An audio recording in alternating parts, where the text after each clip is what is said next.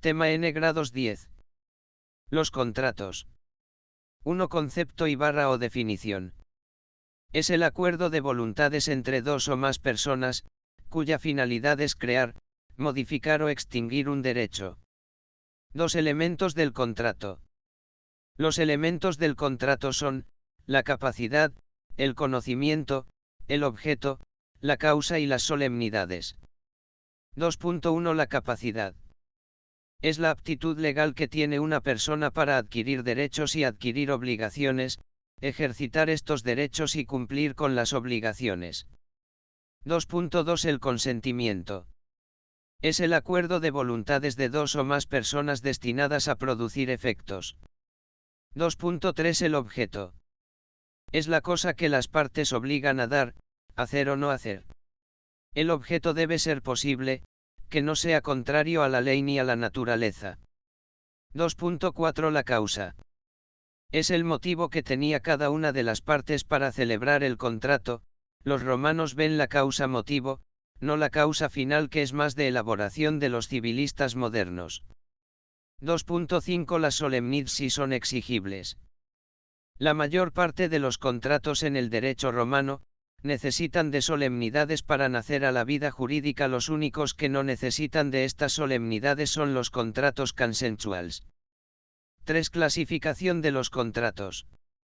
Se clasifican, por su origen, por su naturaleza, por sus efectos y por su formación. 3.1. Por su origen. 1. Contratos ius civile.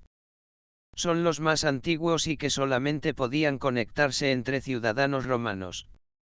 2. Contratos de ius gentium. Son aquellos que podían libremente estipularse entre ciudadanos romanos o entre extranjeros y que nacieron de la experiencia del tráfico comercial con otros países del Mediterráneo y fueron admitidos por el pretor peregrino. 3.2. Por su naturaleza. 1. Contratos a título oneroso. Cuando beneficia a ambos contratantes, caso de la compraventa. 2. Contratos a título gratuito. Cuando beneficia a una de las partes, como en el mutuo el comandato. Otros afirman que la contraprestación no existe, como en el depósito. 3.3. Por su formación. Los contratos por su formación son contratos formales, contratos litteris, contratos reales y contrato consensuals, contratos verbis. 4. Los contratos reales. Concepto clases. Son aquellos que se perfeccionan por la entrega de la cosa. Son aquellos que precisan para su perfeccionamiento el acuerdo de las partes seguido de la tradición de la casa en propiedad, en simple posesión o en tenencia, que constituye el objeto del contrato. 4.1. El mutuo. En el derecho romano, el mutuo o préstamo de consumo fue considerado como un contrato real unilateral, por el que el mutuario, que recibía del mutuante una cierta cantidad de dinero o de bienes fungibles, se obligaba a devolver la misma cantidad del mismo género y calidad. 4.2. El comodato. El comodato es un contrato que consiste en un préstamo de uso, mediante el cual una de las partes deja a otra el uso y disfrute de algo no fungible, que será devuelto en el momento que se hubiera estipulado en el acuerdo en cuestión. 4.3. El depósito. El depósito tiene su origen en el derecho romano, derecho supletorio en Navarra. En el digesto aparece definido el depósito como aquello que se da a otro para que lo guarde, teniendo gran importancia la relación de confianza existente entre depositario y depositante. 4.4. La prenda o pignus. En el derecho romano, la prenda, pignus o empeño es un tipo de los llamados préstamos pretorios, por oposición a los préstamos civiles. Con la voz pignus, prenda, se abarca tanto el negocio jurídico de entregar la cosa, así como la cosa pignorada misma y el derecho real. 5. Contratos consensuales. Concepto clases. Estos contratos derivan del derecho de gentes, constituyen operaciones de uso tan frecuente y utilidad práctica tan grande, que se le encuentra en todas las legislaciones. Por eso el derecho civil no exige para su perfección formalidad especial alguna. La simple convención es bastante para que haya contrato, sin ninguna solemnidad de palabra ni escritura. Los contratos consensuals pueden formarse entre ausentes. Hay 4 tipos de contratos consensuals: la venta, el arrendamiento, la sociedad y el mandato. 5.1 Compra-venta. La compraventa romana es un contrato mediante el cual una persona, denominada vendedor, venditor, hace entrega de una cosa, merx, a otra persona, denominada comprador, emptor, a cambio de un precio, pretium. 5.2 Locación o arrendamiento. La locación-conducción, locatio-conductio, o arrendamiento es un contrato consensual oneroso en virtud del cual una persona denominada arrendador, louqueitar, entrega temporalmente a otra persona llamada arrendatario, conductor, una cosa para su uso o una obra a cambio de una cantidad, mex. 5.3 Sociedad. Al igual que la compraventa y el arrendamiento, la sociedad es un contrato consensual, pero a diferencia de ellas, el consentimiento exigido no es solamente inicial sino continuado y permanente, es decir, la relación entre los socios existe en tanto en cuanto subsiste la voluntad de continuar siéndolo. Mas es importante resaltar que en derecho romano el contrato de sociedad no daba vida a una persona jurídica distinta de la persona de cada uno de los socios, lo cual significa que la gestión de los socios es puramente personal, no pudiendo configurarse relaciones entre la sociedad como tal y terceros. No puede hablarse, esto es, de créditos y deudas de la sociedad y si únicamente de créditos y deudas de los socios singulares, y cuando un socio actúa por la sociedad, representa a los otros socios, nunca a la sociedad misma. En el derecho español, por contra, y por regla general, todo contrato de sociedad da lugar al nacimiento de una persona jurídica. 5.4 Mandato. El contrato de mandato surge en la antigua Roma como consecuencia de la utilización por el peitar de los servicios de sus filius o servas en representación de éste en los negocios que realizasen. Se trataba de una representación indirecta, de un contrato consensual, bilateral imperfecto y de buena fe, en virtud del cual una persona, llamada mandatario, se obliga a realizar gratuitamente una gestión o encargo por cuenta de otra, llamada mandante. Se regula actualmente en el Código Civil con pocas diferencias notables respecto a la época romana, destacando que en la actualidad se admite la representación directa y no solo la indirecta. 6 Contratos innominados. Concepto clases. Aquellos contratos que no son objeto de ninguna reglamentación legal bajo especial denominación. Se regirán por las reglas generales de los contratos, por las estipulaciones de las partes y en los casos en que fueren omisas, por las disposiciones del contrato con el que tengan más analogía de los reconocidos por la ley. Acciones de los contratos innominados. 1. La conditio causa data non secuta. Una acción personal, condictio, basada en el hecho de que una prestación ha sido entregada, causa data, sin que la contraprestación haya seguido a esta prestación, causa non secuta.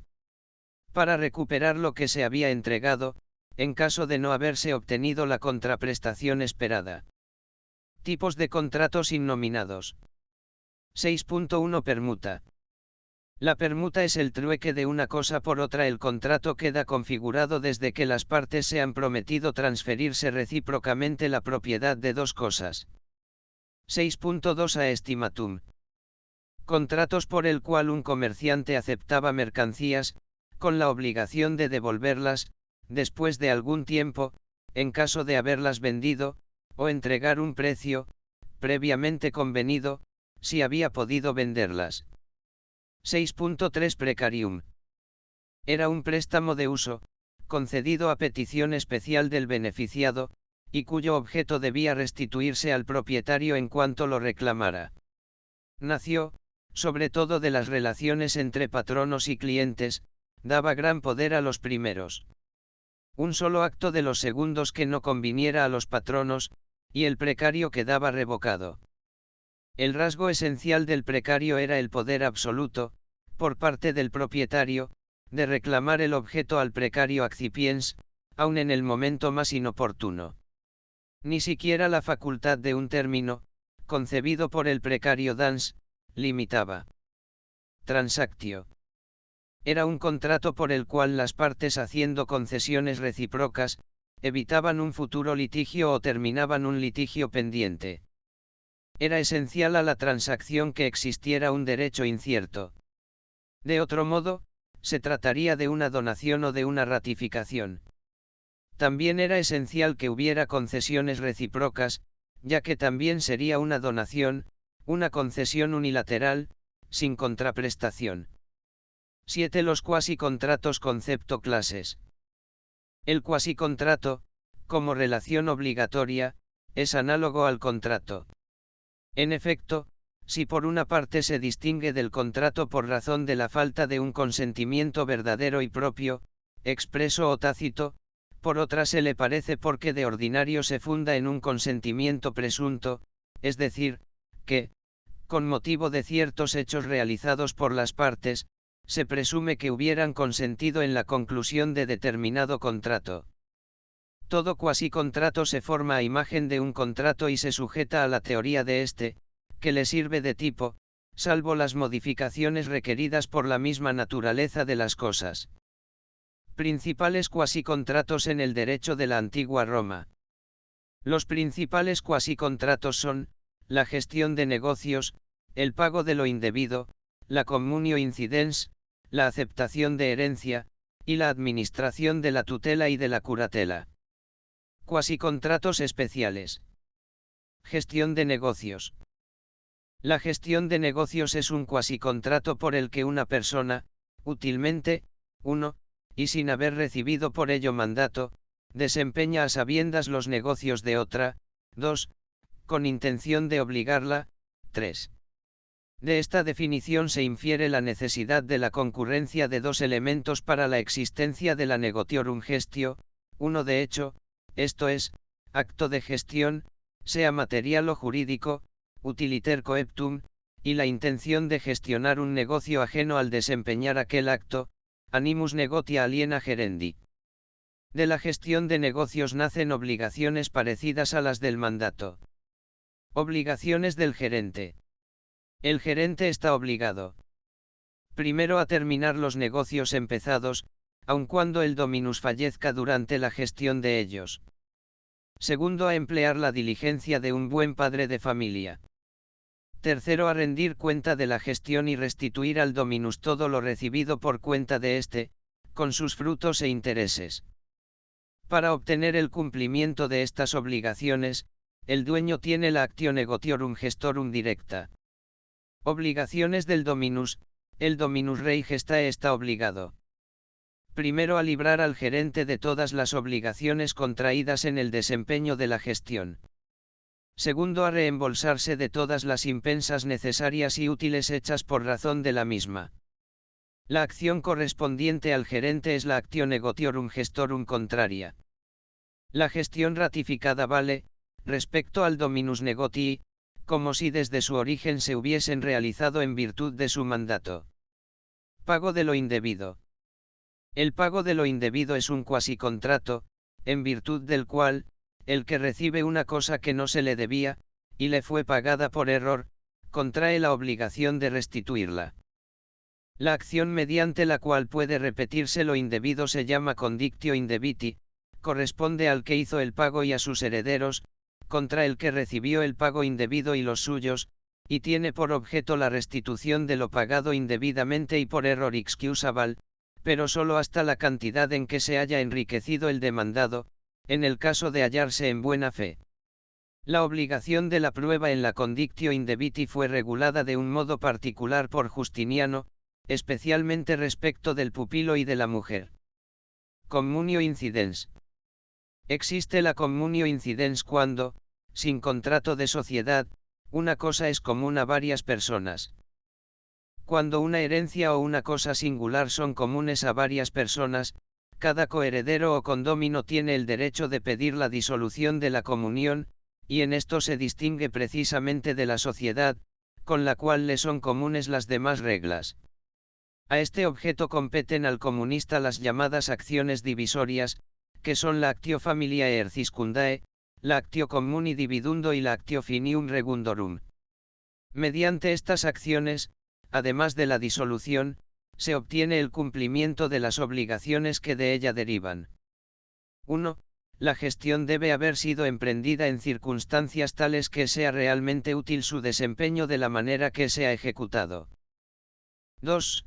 El que desempeña asuntos propios en la creencia racional de desempeñar asuntos ajenos, no crea ningún vínculo obligatorio, y el que cree desempeñar asuntos exclusivamente ajenos, pero, en realidad, parte propios, parte ajenos, da lugar solamente a una negotiorum gestio parcial, de la que nacen obligaciones solo en la parte concerniente a los asuntos de otro. Acerca de la cuestión relativa a si el que administra negocios ajenos, creyéndoles propios, tiene la actio negotiorum gestorum contraria, véase Arndt Serafini, Pandette, volumen 2, 298, nota 2, Annuario Critico di Giur Prat, y 428. Acerca la actio negotiorum gestorum directa, en tal caso competente al dominus negotii, véase Arndt Serafini, volumen I, 78, nota 6. 3.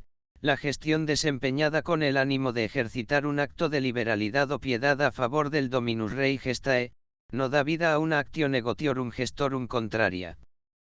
4. Para que el pago no sea debido y tenga, por tanto, lugar su repetición, es necesario que no exista ni siquiera obligación natural, y aun la simple existencia de un deber de delicadeza sería suficiente para rechazar la demanda como indecorosa e injusta. El pago anticipado de una deuda no da lugar a repetición de lo pagado, pero sí el de una deuda pendiente de condición. Igualmente procede la acción cuando se ha pagado a una persona distinta del verdadero acreedor o de su legítimo representante, o cuando ha pagado uno que no es el verdadero deudor, o cuando la prestación se realizó cumpliendo una obligación totalmente distinta de la verdadera. 5. El que a sabiendas paga lo que no debe, no puede repetirlo. 6. No procede la condictio indebiti cuando la supuesta deuda es de aquellas que, negadas, importan condena en el duplo, y cuando el pago se realizó ex causa iudicati, o sea en cumplimiento de una sentencia. 7. Semejante comunidad puede nacer de diferentes causas, el caso más importante es el de los coherederos. Ulpianus, fr. 31, Prosoc, 17, 2, Communiter autem res agipoutas tetiam citra societatem, ut puta cum non affectione societatis incidimus in communionelm, ut venit in re duobus legata, item si a duobus simulem ptasit, iutis y hereditas vel donatio communiter no ubis obvenit. 8. Para disolver la comunión pueden los comuneros proceder también amistosamente, y la división convencional entre ellos establecida produce los mismos efectos que las demás relaciones contractuales.